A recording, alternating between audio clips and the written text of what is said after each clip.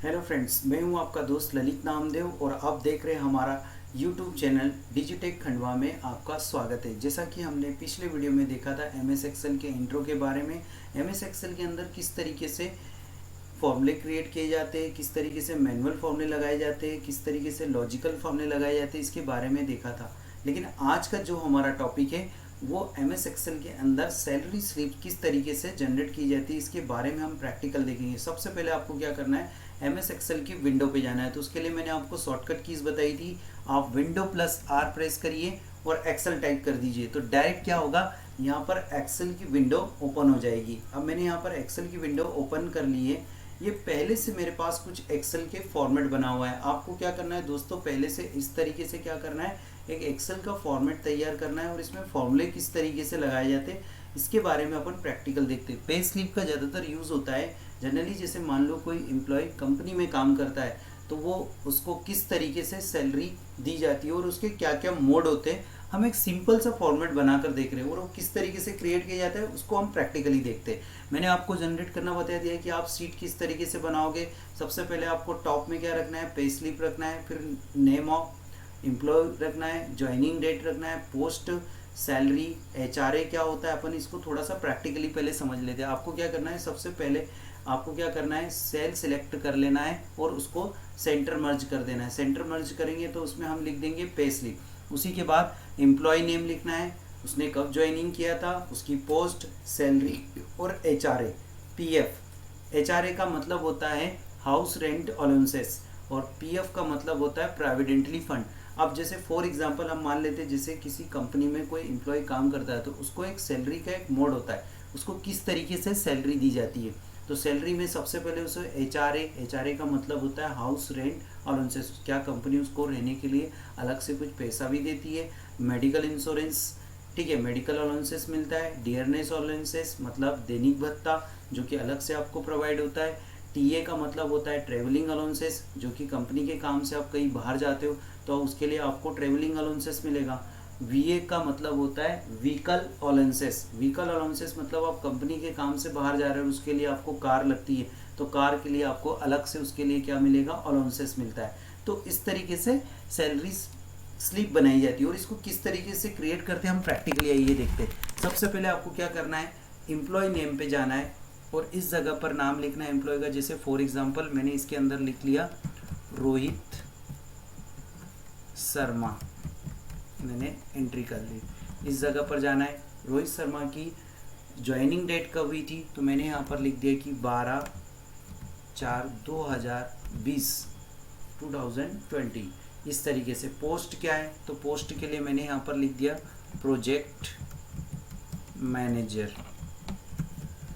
Project manager.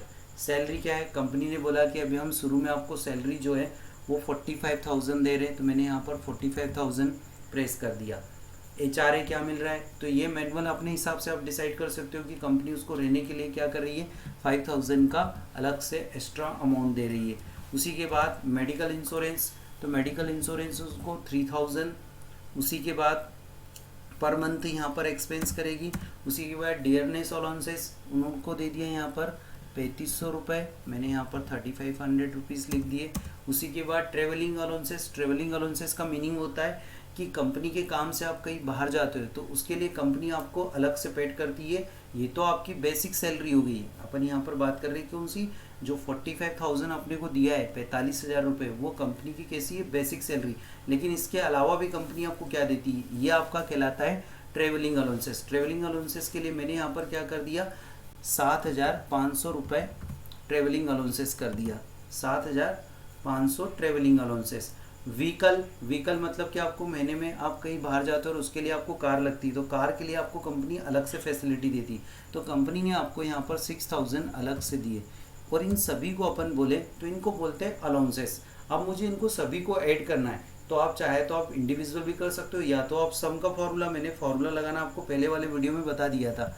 अब equal कोई भी फॉर्मूला निकालना है तो सबसे पहले आपको क्या करना पड़ेगा, इक्वल प्रेस करना पड़ेगा। और इक्वल प्रेस करने के बाद आप यहाँ पर लिखिए सम, या तो आप डायरेक्ट प्लस भी कर सकते हो इंडिविजुअल। मैंने क्या किया, एचआरए ले लिया फर्स्ट और आप माउस कर्सर से प्लस कर दीजिए। मेडिकल अलाउंसेस, तो मेडिकल अलाउंसेस सेकंड पोजीशन पे मैंने रख लिया। थर्ड में मुझे यहाँ पर दिया गया है डियरनेस अलाउंसेस। फोर्थ में मेरे को दिया गया है ट्रेवलिंग अलाउंसेस। इस तरीके से मैं जितने भी मेरे अलाउंसेस है मैं उसको क्या कर लूँगा, प्लस कर लूँगा, और हमारे यहाँ पर ऑल अलाउंसेस आ जाएंगे। तो कम इसके अलावा कंपनी मेरे को 45,000 के अलावा कंपनी मुझे अलग से अलाउंसेस देती है, टोटल 25,000, 25,000। उसी के बाद हम बात कर रहे हैं पीएफ। पीएफ क्या होता है? पीएफ होता है प्रोविडेंटली फंड, जो कि हमें क्या होता है, कंपनी स्विच करने के बाद अपना पीएफ अकाउंट निकाल सकते हैं। इसके सब अलग अलग फॉर्मेट रहते हैं, लेकिन हम यहाँ पर बात करें जितनी हमारी सैलरी है उसका 12% आपको क्या करना है, पीएफ निकालना है। तो उसके लिए आपको क्या करना है, सबसे पहले पीएफ पर जाना है, इक्वल, अब सैलरी का बेस हमारा कितना है 45,000, तो मैंने यहाँ पर क्या किया, इंटू 12, 6%, ठीक है। इस तरीके से मैंने 12 किया और 100, तो जितनी सैलरी है उसका 12% मेरे पास निकल कर आ गया है कितना, 5400 रुपये, 5,400 रुपीज़। अब हम बड़ी कंपनी में काम कर रहे हैं, तो हमारे पास क्या है कि हम हर तरीके की लोन या इंश्योरेंस लेके भी रखते हैं। तो मैंने यहाँ पर LIC फॉर्मेट, ये मेरा पर्सनल है, ये मुझे कंपनी क्या कर रही है, अलाउंसेस दे रही है, और ये मेरे पर्सनल क्या है, इंश्योरेंस है, कार लोन है, ये मेरे पर्सनल खर्चे जो मैं यहाँ पर क्या लिख रहा हूँ। जैसे LIC, तो LIC के लिए आप कोई परसेंटेज नहीं लिखिए, आप डायरेक्ट वैल्यू रख दीजिए। LIC की आप वैल्यू कितनी करते हो, 2000 मैंने यहाँ पर कर दिया LIC का 2000। उसी के बाद कार लोन की किस्त मैंने यहाँ पर कर दी 8,500। अब मैं कंपनी में, हम मान लो हमारी 45,000 है और हमें कार लेना है, तो कार के लिए मैंने यहाँ पर क्या करा, 8,500 की किस्त बनवा ली है। अब टोटल डिडक्शन की बात करें तो मेरा डिडक्शन कितना हो रहा है, तो मैंने इक्वल किया, फर्स्ट यहाँ पर ले लिया पीएफ, इन सबको आप क्या कर दीजिए, प्लस कर दीजिए, जिस तरीके से आपने अलाउंसेस को किया था उसी तरीके से मैंने कार लोन। अब हम डिडक्शन की बात करें तो टोटल मेरा जो खर्चा है, मतलब मैं अपनी सैलरी के अलावा पर्सनल जो मेरे खर्चे वो निकल कर आ रहे हैं 15,900 रुपये। अब हम ग्रॉस सैलरी की बात करें, ग्रॉस सैलरी होती है मतलब आपकी ओवरऑल सैलरी, आपको अलाउंसेस प्लस बेसिक सैलरी। तो ये कैसे निकालना है, आप क्या करिए, सबसे पहले अपने बेसिक सैलरी पर जाइए, प्लस आप कर दीजिए अलाउंसेस जैसे ही करेंगे तो टोटल सैलरी मेरी यहाँ पर निकल कर आती है 70,000 रुपये, 70,000 रुपीज़। अब नेट सैलरी का मीनिंग होता है कि आपका डिडक्शन आपकी ग्रॉस सैलरी से क्या हो जाएगा, माइनस हो जाएगा। तो इसको आपको क्या करना है, सबसे पहले नेट सैलरी पर जाना है और ग्रॉस सैलरी पर क्लिक करना है और माइनस आपको करना है डिडक्शन। जैसे ही आप डिडक्शन करोगे तो इसमें से क्या हो गया, आपके 15,900 माइनस हो जाएंगे। उसी के बाद ये तो हमारी हो गई पर मंथ सैलरी, मतलब फाइनल सैलरी हम बात करें नेट, सब कुछ यहाँ पर पहले मैंने HRA अलाउंसेस वगैरह को जोड़ लिया और प्लस ग्रॉस सैलरी करके मेन सैलरी से जोड़ दिया। डिडक्शन हमारा कितना हुआ, 5,900, ठीक है। उसी के बाद नेट सैलरी में से मैंने ग्रॉस सैलरी में से डिडक्शन को माइनस करके हमारी पर मंथ सैलरी जो निकल कर आई है वो 54,100, ठीक है। अब ये तो हमारी एक महीने की सैलरी हो गई। एनुअल सैलरी कितनी होती है, तो एनुअल निकालने के लिए आपको क्या करना है, एनुअल सैलरी पर जाना है, इक्वल नेट सैलरी इनटू आपको क्या करना है 12, इस जगह पर जाओगे और आप 12 कर दोगे और जैसे ही 12 करके इंटर करोगे आपकी टोटल सैलरी यहाँ पर निकल कर आ जाएगी 6,49,200। ये हमारी क्या हो गई, एनुअल साल भर की सैलरी। अब 6 लाख रुपए जब हम कमा रहे हैं तो इनकम टैक्स तो हमें लगेगा, तो हम यहाँ पर इनकम टैक्स कैसे निकालेंगे, इनकम टैक्स के एक दायरे होते हैं। जनरली हम बात करें कि कितना सैलरी का रहता है, जैसे अभी गवर्नमेंट ने 5 लाख से ऊपर का इनकम टैक्स फ्री रखा है, लेकिन हम एक फाइल चार्ज यहाँ पर लगा रहे हैं कि जितना हमको सैलरी मिल रही है 6,49,200 उसका 2% हम इनकम टैक्स को देते। तो मैंने 2 डिवाइडेड बाय 100 कर दिया और 100 जैसे ही किया इंटर, ये हो गई। आप कितना साल भर का पेड करते हो इनकम टैक्स, 12,984 रुपये। अब इसी के बाद हमारी यहाँ पर फाइनल सैलरी कितनी बचती है, तो फाइनल सैलरी हम यहाँ पर क्या करेंगे, इस जगह पर जाएंगे, फाइनल सैलरी के लिए आपको क्लिक करना है, प्लस इक्वल प्रेस करना है और एनुअल सैलरी में से माइनस आपको करना है इनकम टैक्स। और जैसे ही इनकम टैक्स करोगे तो आपको यहाँ पर क्या हो जाएंगे, माइनस हो जाएंगे 12,984 रुपये।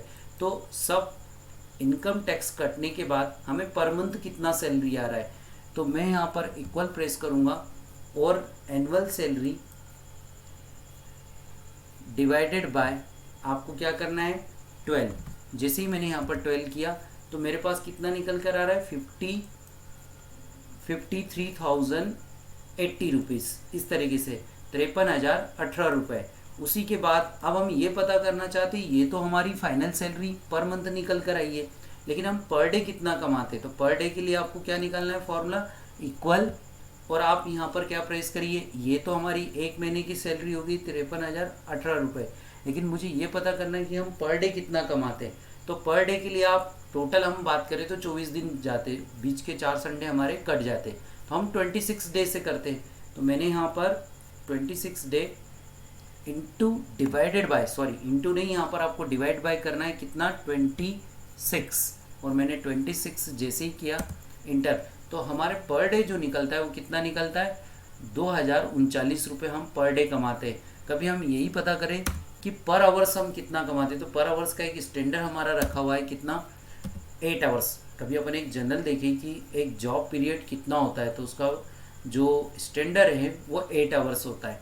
तो इसी को हम क्या करेंगे, पर डे को डिवाइडेड बाय करेंगे 8 से, और मैंने यहाँ पर 8 किया, तो हम हर आवर्स में, मतलब हम पर आवर की बात करें तो 254 मतलब 254 रुपये हम क्या करते हैं पर आवर्स में यहाँ पर कमाते हैं। तो इस तरीके से हम क्या करते हैं, पे स्लिप बनाते हैं। और पे स्लिप बहुत ही ईजी है, आप लोगों ने काफ़ी सारे, मैंने यहाँ पर इसके फॉर्मेट बना के रखा है, इजीली आप क्या कर सकते हो, इसका फॉर्मेट बना के रख सकते हो। दोस्तों आज का हमारा वीडियो आपको कैसा लगे, इसके लिए आप सब्सक्राइब और लाइक कीजिए ताकि आपको आने वाले नोटिफिकेशन मिलते रहे।